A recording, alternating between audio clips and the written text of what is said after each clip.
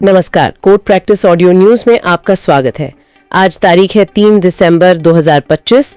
पिछले 2 दिनों में अदालतों में काफी कुछ हुआ है। हेडलाइंस तो आपने शायद पढ़ ही ली होंगी, लेकिन आज हम सिर्फ हेडलाइंस नहीं पढ़ेंगे। आज हम कुछ सबसे बड़े और कह सकते हैं सबसे पेचीदा मामलों को चुनकर उनकी तह तक जाएंगे। हम समझेंगे कि इन फैसलों का हमारी जिंदगी, हमारे समाज और हमारे भविष्य पर क्या असर पड़ सकता है। बिल्कुल, क्योंकि कानून सिर्फ किताबों में नहीं होता, वो हमारी रोजमर्रा की जिंदगी को एक तरह से आकार देता है। और आज हमारे पास कुछ ऐसे ही मामले हैं। डिजिटल दुनिया के नए खतरों से लेकर किसी की यादों पर किसका हक है, इस तक की लड़ाई। तो चलिए शुरू करते हैं और देखते हैं कि इन मामलों में असल में चल क्या रहा है। शुरुआत करते हैं एक ऐसे मुद्दे से जो आजकल किसी को भी अपनी चपेट में ले सकता है, digital arrest scam. Supreme court ने अब इसकी जांच सीबीआई को सौंप दी है। ये सिर्फ एक और साइबर क्राइम का मामला नहीं है ना? नहीं, बिल्कुल नहीं। ये एक बहुत बड़ा और जरूरी कदम है। देखिए, डिजिटल अरेस्ट जो है वो सिर्फ एक फ्रॉड कॉल नहीं है। हाँ। ये एक पूरा मनोवैज्ञानिक खेल है। अच्छा। स्कैमर्स खुद को पुलिस, सीबीआई या किसी और सरकारी एजेंसी का अधिकारी बताते हैं। आपको वीडियो कॉल पे लेते हैं? हाँ। और इल्जाम लगाते हैं कि आपका नाम किसी बड़े अपराध में आया है, जैसे मनी लॉन्ड्रिंग या ड्रग्स केस। और माहौल इतना असली बना देते हैं कि इंसान डर जाता है, बुरी तरह डर जाता है। वो नकली एफआईआर दिखाते हैं, नकली आईडी कार्ड दिखाते हैं, सब कुछ। और इसी डर का फायदा उठाकर वो पैसे ऐंठते हैं। लेकिन सवाल ये है कि इसे सीबीआई को क्यों सौंपा गया? साइबर क्राइम तो हर राज्य की पुलिस देखती है। क्या इससे खतरा नहीं है कि हर मुश्किल केस को सीबीआई को सौंपने की एक परंपरा बन जाएगी और राज्य पुलिस की क्षमता पर सवाल उठेंगे?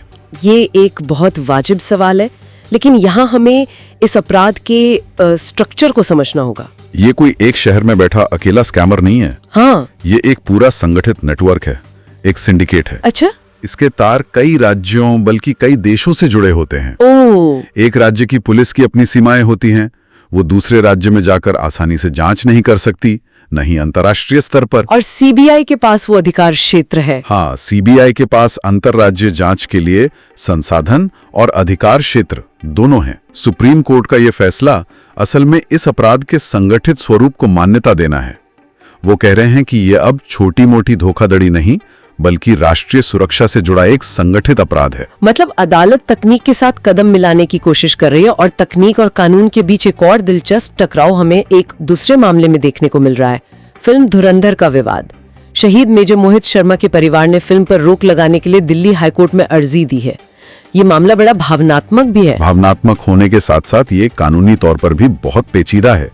यहाँ लड़ाई है एक फिल्म मेकर की रचनात्मक स्वतंत्रता और परिवार के गरिमा के अधिकार के बीच। बिल्कुल। परिवार का कहना है कि फिल्म में मेजर शर्मा की जिंदगी की असली घटनाओं, उनके ऑपरेशंस को बिना इजाजत के दिखाया गया है और इससे उनकी निजता और सम्मान का हनन होता है।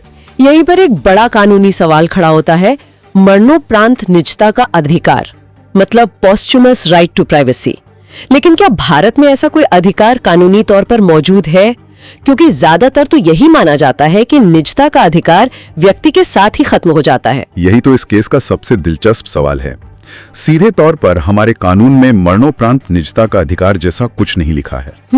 लेकिन अदालतें संविधान के अनुच्छेद 21 यानी जीवन और गरिमा के अधिकार की व्याख्या कर रही हैं। कई फैसलों में यह माना गया है कि गरिमा का अधिकार मृत्यु के बाद भी बना रहता है। अच्छा। आप किसी मृत व्यक्ति की प्रतिष्ठा को धूमिल नहीं कर सकते। ये केस इसी व्याख्या को और आगे ले जाएगा। तो इसका मतलब ये केस भविष्य में बनने वाली सभी बायोपिक्स के लिए एक नजीर बन सकता है। निश्चित रूप से। इस केस का फैसला ये तय करेगा कि किसी राष्ट्रीय हीरो या किसी भी सार्वजनिक व्यक्ति की कहानी पर पहला हक किसका है। उसके परिवार का। हाँ, उसके परिवार का जिसने उस व्यक्ति को जिया है, या एक फिल्म मेकर का जो उस कहानी को दुनिया को बताना चाहता है। यह रचनात्मक आजादी और व्यक्तिगत सम्मान के बीच की महीन रेखा को फिर से परिभाषित करेगा। किसी व्यक्ति की पहचान और सम्मान की बात से मुझे इलाहाबाद हाईकोर्ट का एक और बड़ा फैसला याद आ रहा है। इसने एक बड़ी सामाजिक बहस छेड़ दी है। कोर्ट ने धर्मांतरण करके SC/ST सर्टिफिकेट हासिल करने वालों की जांच का आदेश दिया है और इसे संविधान के साथ धोखाधड़ी कहा है। ये एक बहुत ही संवेदनशील मुद्दा है। बेहद संवेदनशील और कानूनी रूप से जटिल भी। देखिए, इस मुद्दे की जड़ में आरक्षण का मूल उद्देश्य है। सही बात है। आरक्षण क्यों दिया गया? उन समुदायों को मुख्य धारा में लाने के लिए जिन्होंने सदियों से जन्म के आधार पर भेदभाव और सामाजिक बहिष्कार झेला है। अदालत का तर्क ये है कि अगर कोई व्यक्ति किसी दूसरे धर्म से धर्मांतरण करके इस समुदाय में आता है तो उसने वो पीढ़ियों का दर्द और भेदभाव नहीं सहा है। इसलिए अगर वो आरक्षण का लाभ लेता है तो ये उन लोगों के हक पर डाका डालने जैसा है जिनके लिए ये व्यवस्था बनी थी। लेकिन इसका एक दूसरा पहलू भी हो सकता है। कुछ लोग ये भी तर्क दे सकते हैं कि अगर कोई व्यक्ति धर्मांतरण करके किसी दलित समुदाय में शामिल होता है और फिर उसे भी उसी सामाजिक भेदभाव का सामना करना पड़ता है तो उसे सुरक्षा क्यों नहीं मिलनी चाहिए? क्या अदालत इस पहलू पर विचार नहीं कर रही? ये एक मजबूत दलील है और यहीं पर यह मामला जटिल हो जाता है। अदालत का फोकस शायद इस व्यवस्था के दुरुपयोग पर ज्यादा है। अच्छा। उनका मानना है कि कई लोग सिर्फ आरक्षण का लाभ उठाने के लिए कागजों पर धर्मांतरण कर रहे हैं। इसे ही कोर्ट ने संविधान के साथ धोखाधड़ी कहा है। यह फैसला एक बुनियादी सवाल पूछता है कि आरक्षण की पहचान जन्म से जुड़ी है या वर्तमान सामाजिक स्थिति से? बिल्कुल। इस फैसले के दूरगामी सामाजिक और राजनीतिक प्रभाव होंगे, इसमें कोई शक नहीं है। ये वाकई वो मामले हैं जिनका असर हमारी सामाजिक बनावट पर पड़ता है।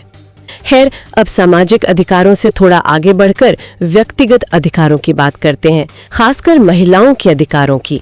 सुप्रीम कोर्ट ने एक अहम फैसले में कहा है कि एक तलाकशुदा मुस्लिम महिला अपने पति द्वारा शादी के समय दिए गए उपहारों को वापस पाने की हकदार है। जी, ये फैसला मुस्लिम महिला तलाक पर अधिकारों का संरक्षण अधिनियम 1986 की व्याख्या से जुड़ा है।